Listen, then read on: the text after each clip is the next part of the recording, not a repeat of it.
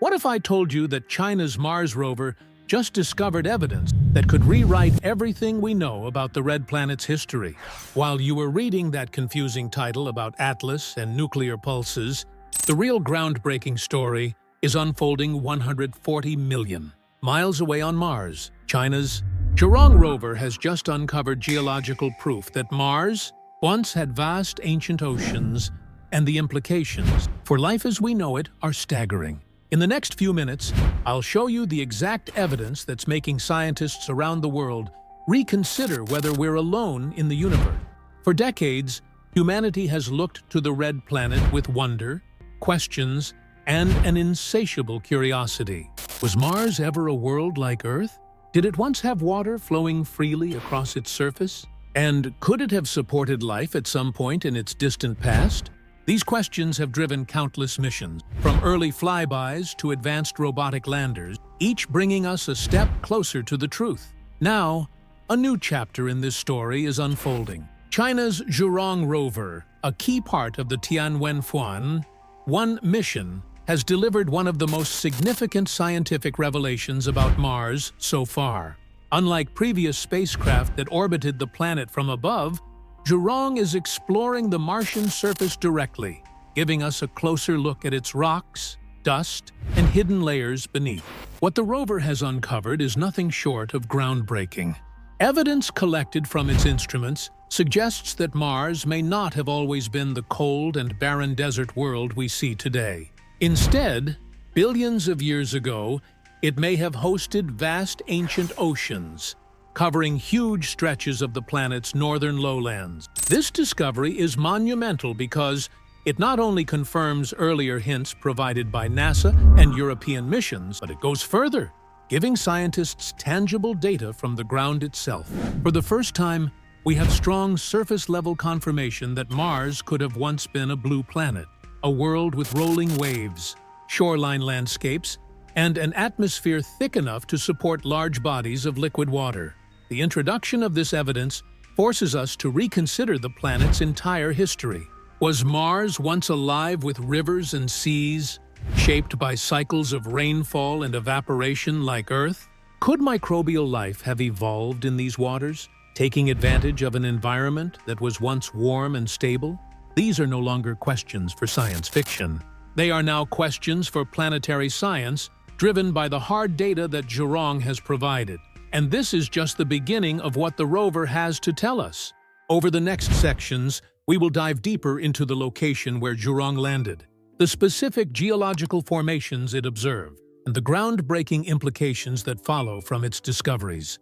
When China's Tianwen-1 mission set its sights on Mars, the choice of landing site for the Zhurong rover was not made lightly. The spacecraft touched down in a region known as Utopia Planitia, an enormous plain that lies in the planet's northern hemisphere. To give a sense of scale, Utopia Planitia is the largest recognized impact basin in the entire solar system. It stretches for more than 3,000 kilometers across and covers an area larger than the Mediterranean Sea back on Earth. With its vast expanse of relatively flat terrain, it provided a safe target for a lander attempting a controlled descent onto an alien world. But safety was only one reason for choosing this location. Before we dive in, hit that subscribe button and turn on notifications. You don't want to miss any updates on the universe's deepest secrets. And if you love exploring hidden mysteries and unexplained discoveries, give this video a like so we know to keep uncovering them. For decades, planetary scientists have suspected that Utopia Planitia hides secrets beneath its dusty surface. Data collected from orbiters such as NASA's Viking missions in the 1970s and, more recently, the Mars Reconnaissance Orbiter hinted that this region once held significant amounts of water. In fact, radar scans from orbit showed intriguing signals that suggested deposits of underground ice, as well as layered sediments that could have formed in the presence of ancient lakes or even oceans. This made Utopia Planitia a prime candidate for exploration, a place where the past climate of Mars might have left its clearest fingerprints. By sending Zhurong there, China aimed to go beyond what orbital instruments could tell us. From space, scientists can only infer what might be buried beneath the surface. But with a rover on the ground, equipped with cameras, sensors, and even a ground-penetrating radar system, they could test those theories directly. Every rock, every ripple in the sand, and every buried layer of soil became a clue in reconstructing Mars' ancient past. Another reason Utopia Planitia was so attractive is its connection to water-related features.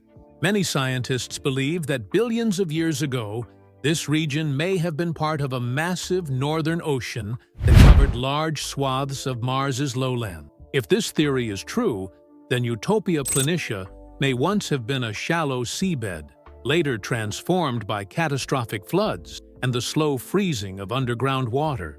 Studying it today allows us to step back in time and imagine a Mars that was not red and desolate, but blue and dynamic. When Zhurong landed there in May of 2021, it marked not just a triumph for Chinese space exploration, but also the beginning of an ambitious scientific investigation. The rover was now perfectly placed to study one of the most promising sites for understanding the watery history of Mars. With every movement of its wheels across the Martian soil, Zhurong began to reveal whether Utopia Planitia truly holds the evidence of an oceanic past, a discovery that could reshape how we think about the evolution of our planetary neighbor. Once Zhurong had safely touched down in Utopia Planitia, its true mission began: to study the Martian surface in unprecedented detail. What set this rover apart was not only its mobility, but also the advanced tools it carried. Among its most powerful instruments was a ground-penetrating radar, capable of looking beneath the surface to detect hidden layers of soil, rock, and ice. Alongside this, high-resolution cameras and a suite of environmental sensors allowed Zhurong to paint a far more complete picture of the region than orbiters could ever provide. Almost immediately, the data coming back began to spark excitement. The radar scans revealed a series of subsurface layers that bore striking similarities to sedimentary formations found on Earth. These weren't random accumulations of dust and rock, but structured deposits built up over long periods of time, suggesting processes that involved flowing or standing water. To scientists, this was like finding the pages of a history book buried beneath the sand. Each layer a story of Mars's climate, millions or even billions of years ago. On the surface itself, Zhurong's panoramic cameras documented rock formations that appeared smoothed, rounded, and patterned in ways familiar to geologists back on Earth. These textures are not typically created by wind erosion alone. Instead, they resemble formations shaped by waves lapping against a shoreline or by the retreat of water over sandy plains. Some rocks were embedded in clusters that looked remarkably like coastal deposits, the kind of material that settles when water ebbs and flows over time. Adding to this, mineral analysis revealed the presence of substances like hydrated silica and certain salts that only form in the presence of liquid water. These findings echoed discoveries made by other missions, but carried new weight, because Zhurong was detecting them in a region long suspected of being part of a massive northern ocean. The rover was, in effect, standing on what may once have been an ancient beach. The combination of surface imagery, mineral composition, and subsurface radar data all pointed toward one conclusion: Utopia Planitia was not just an empty plain shaped by wind and dust storms. It was a landscape with a watery past. The shoreline-like features, the layered sediments, and the chemical signatures all told a consistent story, that liquid water once pooled here in great abundance, leaving behind traces that have survived for billions of years. This was a turning point in the mission. For the first time, scientists had both direct ground observations and underground data from a single location, allowing them to piece together the most convincing evidence yet that Mars may have hosted large bodies of water. With every scan and every photograph, Zhurong was bringing us closer to confirming that this alien desert was once alive with oceans, tides, and shorelines. One of the most striking contributions of the Zhurong rover was its ability to identify the chemical fingerprints left behind by water. To the untrained eye, The Martian surface looks like nothing more than endless red dust and scattered rocks. But hidden within that dust are subtle mineral clues. And these minerals tell a very different story. A story of a planet that may once have been alive with oceans. Using its onboard instruments, Zhurong detected minerals such as hydrated silica and sulfates. On Earth, these materials are commonly associated with environments where water plays a crucial role. Hydrated silica, for instance, often forms in hot springs, riverbeds, or areas where volcanic activity interacts with water. Its presence on Mars suggests that liquid water was not only present, but chemically active, shaping the environment over long periods of time. Sulfates are equally significant. On our planet, sulfates typically form when water evaporates in salty lakes or shallow seas, leaving behind crystalline deposits. Finding these minerals in Utopia Planitia strongly hints that Mars once experienced cycles of wet and dry condition, much like Earth's own hydrological systems. Together, these minerals point to a time when Mars had stable bodies of water, not just temporary floods or melting ice. What makes this discovery even more remarkable is its context. These minerals weren't just scattered randomly across the surface. They were found within sedimentary layers and in patterns that suggest long-term exposure to liquid water. This means Mars didn't just have fleeting water flows from occasional ice melts. It likely had standing water that persisted long enough to alter its geology. In other words, Mars once had environments capable of supporting oceans or large inland seas. For scientists, this is a revelation of enormous importance. Water is the key ingredient for life as we know it.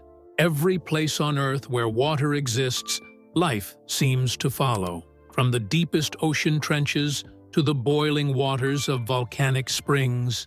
By finding minerals that only form in the presence of water, Zhurong has strengthened the case that Mars may have once been habitable. The presence of hydrated minerals also provides hints about Mars's climate billions of years ago. They imply that the planet's atmosphere must have been thicker, warmer, and more capable of supporting a water cycle. This challenges the long-standing view of Mars as an eternally frozen desert and paints a picture of a once dynamic, Earth-like world with clouds, rainfall, rivers, and possibly oceans stretching across its northern hemisphere. These chemical traces are like whispers from the past, telling us that Mars was not always the desolate planet we see through our telescopes today. Instead, it was once a place of flowing water, chemical interactions, and possibly the right conditions for life to emerge. Zhurong's findings transform the question from, did Mars ever have water, to how much water did it have, and for how long? As Zhurong continued to survey the Martian terrain, its findings began to reveal that Mars's watery history was not simply calm oceans and gentle lakes.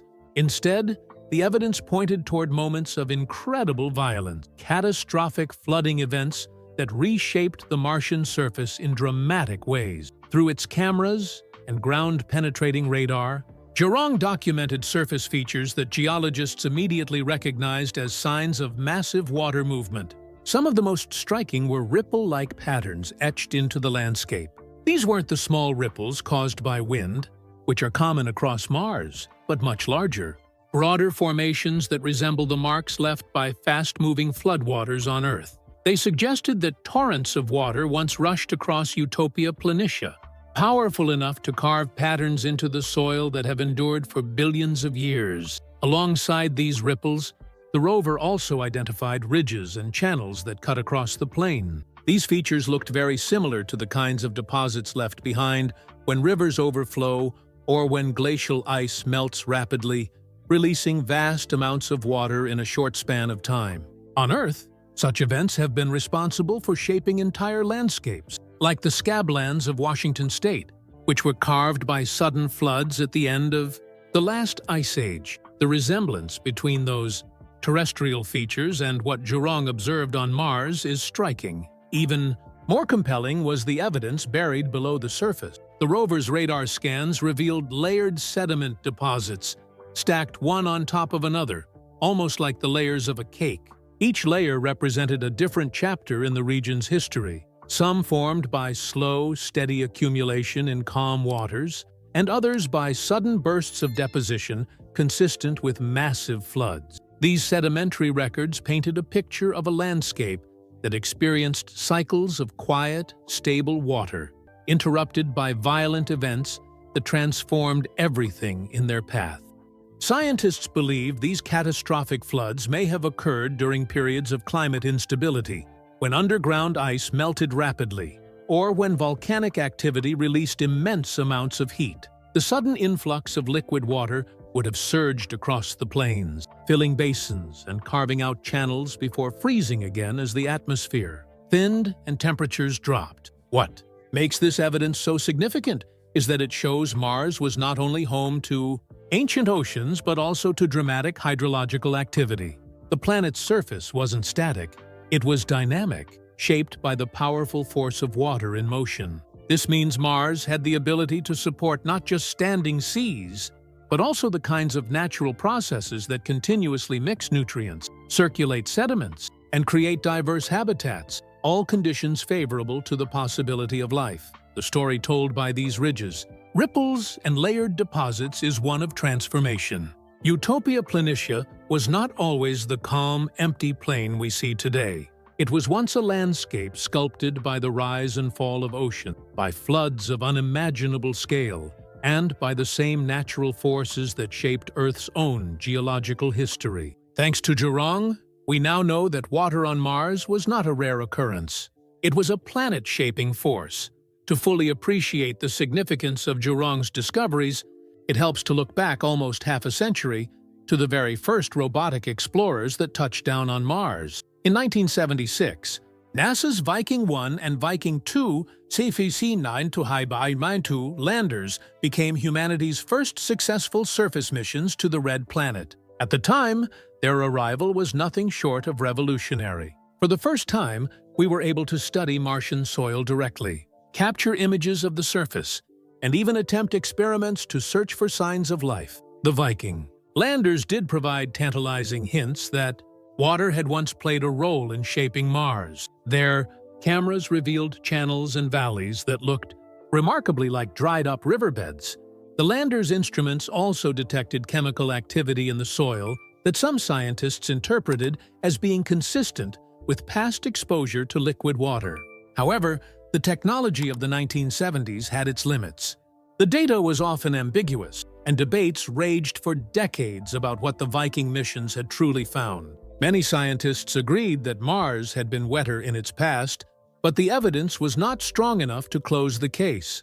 This is where Zhurong enters the story. Unlike the Viking landers, which were stationary and confined to their landing spots, Zhurong is a mobile rover equipped with far more advanced instruments. Its ground-penetrating radar allows it to look beneath the surface in ways the Viking landers could never achieve. Its high-resolution cameras can zoom in on fine details of rock textures and sediment patterns. Its mineral-detecting sensors can identify the exact chemical fingerprints of water-altered materials, something the Viking landers lacked. What Viking hinted at, Zhurong has been able to confirm with precision. The layered sediments that Viking could only observe from orbit have now been directly detected and scanned by Zhurong from the ground. The ripple-like patterns and ridges that Viking photographs once suggested are now supported by subsurface radar profiles and mineralogical evidence. Where Viking left us with questions, Zhurong provides the answers. This comparison is more than just a technological upgrade. It represents the evolution of our exploration of Mars. The Viking landers were the pioneers, laying the foundation for everything that followed. They asked the first questions and gave us our first clues. Zhurong, building on that legacy, has returned with the ability to resolve those mysteries, delivering direct, high-resolution confirmation that ancient water was not just a possibility, but a defining feature of Mars's past. In many ways, Zhurong's work completes a scientific journey that began with Viking almost 50 years ago. Together, they tell a story that spans generations of exploration, a story of patience, persistence, and the relentless drive to uncover the truth about our neighboring planet. Perhaps the most profound impact of Zhurong's finding is what they tell us about Mars's ancient climate. Today, when we look at the Red Planet, we see a frozen desert, a world where surface temperatures often plunge below -60 degrees Celsius, where the air is so thin it would barely register as a breeze on Earth, and where liquid water cannot remain stable for more than a few fleeting moments. Mars today is a hostile, barren world, but the evidence uncovered by Zhurong paints a very different picture of the planet's past. Billions of years ago, Mars seems to have been a place of warmth and water. The layered sediments, the mineral traces, and the shoreline-like formations all point to a planet with a much thicker atmosphere, capable of trapping heat and supporting a hydrological cycle. This atmosphere would have allowed clouds to form, rain to fall, and rivers and lakes to persist over vast stretches of time. The presence of hydrated minerals like silica and sulfates suggests that water wasn't just briefly present, it was stable. That stability is critical. On modern Mars, melting ice quickly evaporates or freezes again because the atmosphere is too thin to support liquid water. But in its ancient past, Mars must have had conditions where water could sit on the surface for centuries or even millennia, shaping landscapes and nurturing potential habitats. What could have caused such a climate shift? Many scientists believe that billions of years ago, Mars may have had a protective magnetic field, much like Earth's, shielding its atmosphere from being stripped away by the solar wind. With this shield in place, the atmosphere could have been dense enough to create a greenhouse effect, trapping warmth from the sun and allowing liquid water to flow freely. Over time, however, as Mars's core cooled and its magnetic field weakened, the atmosphere began to thin. The oceans evaporated into space, leaving behind only frozen remnants of what was once a vibrant, water-rich world. The implications of this are extraordinary. If Mars once had a thick atmosphere, clouds, rainfall, and oceans, then it was not just similar to Earth in appearance. It may have been similar in habitability. The planet could have supported microbial life, thriving in warm, shallow seas or deep in mineral-rich hot springs. Zhurong's discoveries strengthen the argument that Mars was once a planet alive with possibilities. But there is also a sobering lesson hidden in this story. Mars shows us what can happen when a planet loses its protective magnetic shield and its atmosphere fades away. A world that may have once been blue, lush, and habitable became a frozen wasteland.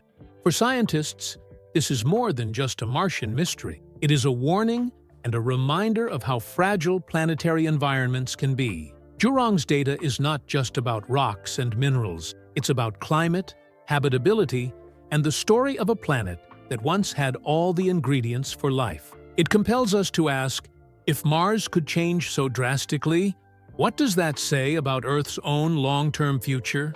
For centuries, the greatest question about Mars has been simple. Was it ever alive? Not alive in the sense of forests, oceans full, of fish, or intelligent civilization, but in the sense of the most basic forms of life, microbes, organisms so small they would leave behind only chemical or microscopic traces. Zhurong's discoveries have brought us closer to answering that question than ever before. If Mars once hosted vast oceans and a stable climate, then it also had the single most important ingredient for life as we know it: liquid water. On Earth, wherever we find water, we find life. It thrives in boiling volcanic springs, beneath Antarctica's ice sheets, and even in the most acidic lakes.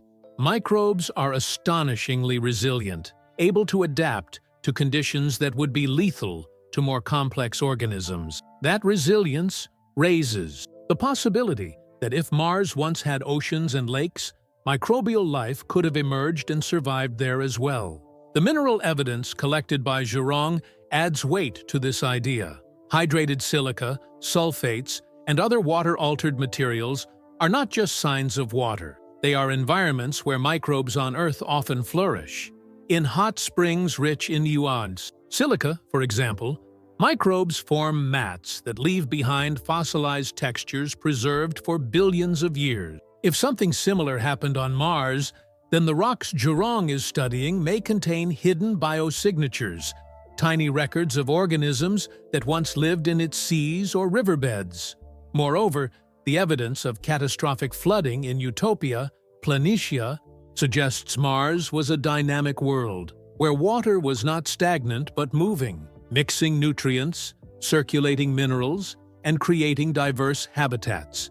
On Earth, such environments are hotspots for microbial growth. Oceans, rivers, and shorelines provide energy sources and protective niches where life can take hold. Mars may have had all of these conditions during its prime. Of course, no direct evidence of life has yet been found on Mars. Zhurong is not equipped with the tools to detect microscopic fossils or DNA-like molecules, but what it has done is build a powerful case that the habitable conditions were there. The planet was not just wet, it was chemically rich, geologically active, and climate-stable enough to sustain liquid water for extended periods. That makes the possibility of ancient microbial life more than speculation. It becomes a scientific hypothesis that future missions must test. The implications go beyond Mars itself. If life ever did emerge there, even in its simplest form, it would prove that life is not unique to Earth. It would mean that wherever conditions are right, oceans, warmth, and chemistry, life finds a way. This would transform our understanding of the universe, suggesting that life could be common across planets and moons, waiting to be discovered. Zhurong's findings do not answer the question directly, but they sharpen it. Instead of asking, could life exist on Mars? Scientists are now asking, where should we look first for its traces? Each rock and sediment layer in Utopia Planitia may hold part of the answer, and Zhurong has shown us exactly where to dig deeper. The Zhurong rover's discoveries not only advance Martian science, but also underscore China's rapid rise in space exploration. By achieving a successful Mars landing and returning groundbreaking results on its very first attempt, China has demonstrated technological capability on par with space giants like NASA and ESA. This milestone strengthens China's long-term ambitions, which include future missions to return Martian samples, deploy orbital infrastructure, and eventually lay the foundation for human exploration of Mars. Zhurong's findings contribute to a growing scientific consensus that Mars may once have resembled early Earth, complete with oceans, rivers, and lakes that shaped its surface over billions of years. This evidence strengthens the idea of Mars as a once blue planet, where liquid water was not just transient, but a dominant force. Together with results from NASA and ESA missions, Zhurong's discoveries are helping rewrite our understanding of the red planet, pushing humanity closer to answering one of its greatest questions. Was Mars once alive? Zhurong's discoveries in Utopia Planitia have transformed what we know about Mars, strengthening the case that the red planet once held vast oceans and a climate capable of supporting life. Each layer of sediment, each mineral trace, and each shoreline-like formation tells a story of a world far different from the dry desert we see today. As China joins NASA and ESA in unraveling Mars's mysteries, humanity stands at the threshold of a new era, one where international science is converging on the profound possibility that Mars was once a living planet. The search for ancient oceans is no longer just about understanding Mars' past. It's about understanding our own origins and the future of life beyond Earth. If you found this journey through hidden science, cosmic secrets, and potential alien infrastructure as mind-blowing as we did, make sure to subscribe and hit the notification bell. Don't miss future explorations into the universe's deepest mysteries, because some secrets are just waiting to be uncovered.